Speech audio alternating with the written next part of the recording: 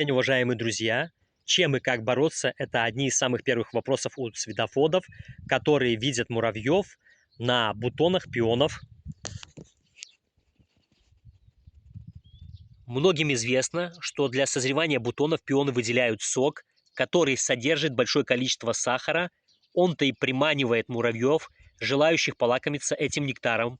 Муравьи пьют нектар на бутонах, потом бутоны распускаются, и муравьям там уже делать нечего.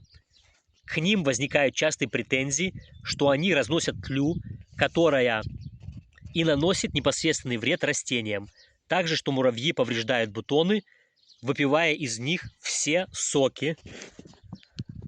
Уважаемые друзья, я считаю, что муравьи пионам не вредят, ни листья, ни стебли они не едят, а несколько капель нектара для пиона не потеря. Всем спасибо за внимание, всем счастья, удачи, любви.